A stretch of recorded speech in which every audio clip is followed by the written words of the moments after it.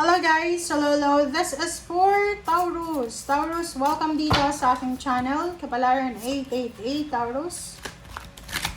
Alamin natin kung anong messages, vibration, gabay, energy para sa lahat. This is for Taurus.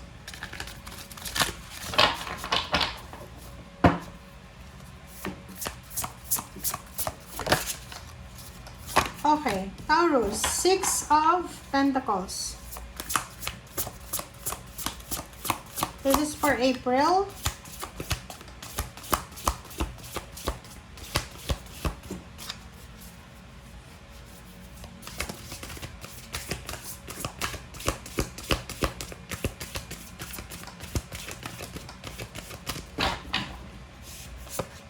This is for May.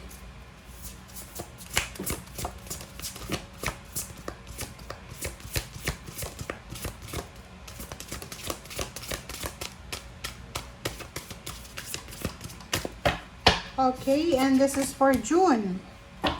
Okay, Taurus. Tingnan mo yung baraha mo. Six of Pentacles, Knight of Cups, and then Knight of Pentacles. So, dalawa yung messenger mo dito. Okay, Taurus, tingnan mo siya. Sa Abril, sinasabi ng baraha sa'yo na there's a karma coming para sa'yo. Karma, okay? Hindi naman sinabi ditong good or bad karma, basta there's a karma coming here. And sinasabi ng baraha na if you are, kung ikaw daw, Taurus ay generous, there's an expected inflow ng abundance na posibleng darating sa'yo. Kasi karma nga yan eh. The good you do comes back to you. Okay? Yun yung message ng barahang yan. This is balance card. Kung may ginawa kang maganda, babalik yun sa'yo. So if you are generous, mabuti kang tao, tumutulong ka, sinasabi ng barahan na may tutulong din sa'yo. And posibleng sinasabi ng barahan na this month of April, pwedeng makabayad ka ng utang or pwedeng may magpautang sa'yo. And pwedeng ikaw ay, kung marami kang pera, posibleng ngayong Abril na to, may mga tao ka na posibleng matutulungan financially. And if kung ikaw yung may kailangan, kung may mga tao kang natulungan dati, matutulungan ka din nila ngayon na kailangan mo. Okay? Alright, so for the month of May, this is your birth month. So happy birthday dito sa mga Taurus na to. Kung babae ka or lalaki, there's a new opportunity ng love life dito. Lalo kung hindi ka pakasal, lalo na yung mga single dyan. Or even may mga kalibin kayo na Taurus. Ikaw Taurus, may kalibin ka, babae ka man or lalaki, may boyfriend, girlfriend ka, kahit nga may asawa, sinasabi ng baraha, lalo yung mga babae na posibleng kayo ay may in love, maybe love at first sight, or posibleng magkakaroon kayo ng mga imbalance sa relationship, and then pwedeng makatagpo ka ng kalinga or ng suporta from someone and madedevelop yung emotion nyo. And pagdating naman ng June, sinasabi ng baraha dito na this one is all about money. Kung may mga plano kayo, lalo yung mga Taurus, you're planning for relocation. Maybe gusto mong mag-relocate, gusto mong mag-relocate sa city para makahanap ng mas mataas na sweldo. Kailangan mo daw planuhin yung pananalapi mo ngayong buwan ng June. Okay? Sinasabi ng baraha, huwag kang gagawa ng aksyon, huwag kang gagawa ng desisyon na hindi mo pinag-iisipan.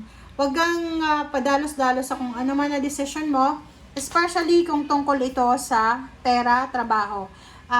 Pay attention, okay? Pay attention sa detalye. Pay attention sa bawat detalye. And if, for example, hindi pa possible, huwag mong ipipilit. Okay? Pag alam mo na hindi pa pwede, huwag mong ipipilit. Okay?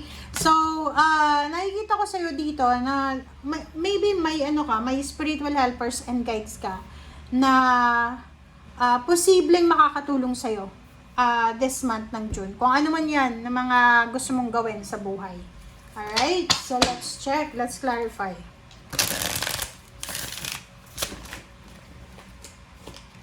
Okay. So, this is for Taurus.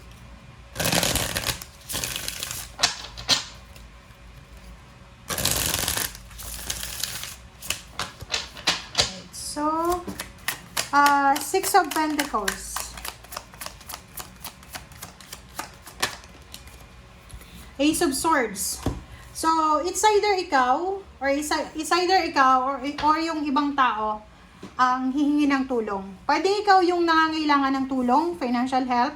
Pwedeng hihingi ka ng tulong sa iyong magulang or sa ibang tao. Or pwedeng may ibang tao na nangangailangan ng tulong mo na posibleng matutulungan mo. Kung generous ka. Pero kung hindi ka naman generous, hindi ka naman siguro tutulong. Or walang hihingi ng tulong sa'yo. So, pwedeng ikaw yung humingi ng tulong. Okay, next is Judgment. Decision making. Para to doon sa mga Taurus na kailangan ng tulong. So, kung kailangan mo ng tulong ng Abril, kung kailangan mo ng tulong ngayong Abril, posibleng ikaw yung magre-reach out. Kailangan mo mag-decide. Kung gusto mong humingi ng tawad muna sa taong hihingan mo ng tulong, gawin mo siya. Alright, so, ano pa ba? Okay, Princess of Cups. Sabi ko na sa'yo love life, May. Babae ka man or lalaki, there's incoming love life. May magpapatibok ng puso mo dito. Okay? Or maybe you're waiting for, tawag dito, waiting for help. Meron din dito guys na, pwedeng ikaw Taurus ay makikipaghiwalay sa'yo yung karelasyon mo.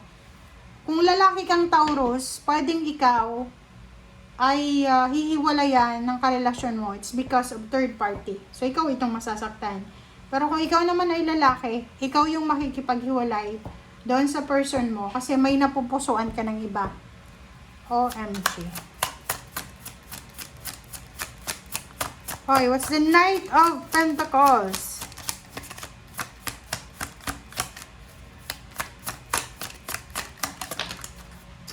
Knight of Pentacles. Oh, 'di ba? Sabi sa'yo ng baraha, ngayong June, you have two options. Ikaw yung magdedesisyon dito. Kung gusto mo daw na maging maginhawa yung financial mo, kailangan wag kang magpadalos-dalos. Make sure na pag-isipan mo, pagplanuhan mo, lahat ng detalye dapat alam mo bago ka gumawa ng aksyon. Para hindi ka magsisi. Magsisisi ka kasi pag hindi mo binigyan ng pansin yung mga decision making mo pagdating ng June. Parang halimbawa, gusto mong mag-travel, wala ka namang pera, pero gusto mong mag-travel, pagsisisihan mo yan kung hindi mo naman pinaghandaan, tapos magta-travel ka nang walang-wala, parang gano'n. Oh, Princess of Swords. Alright, so dito kung makikita nyo guys, ay nako, mag-iingat tayo sa padalos-dalos na action ngayong 3 months na to. Mag-iingat ka din sa mga ino-offer sa'yo, investment, like may mag-send sa'yo, eto yung link, i-click mo, nako, ingat ka. Ingat ka sa Prince of Swords. Ang Prince of Swords kasi is mabilis to. Mag-iingat tayo sa mabilis na actions. Alright, so last card mo ay Six of Swords, oh, diba? It's confirmed. Mag-iingat ka sa pagta-travel, mag-iingat ka sa pagbili ng sasakyan, mag-iingat ka sa paglilipat bahay, paglilipat trabaho, mag-iingat ka sa mga plano mong pagta-travel. Okay? Thank you guys. Bye!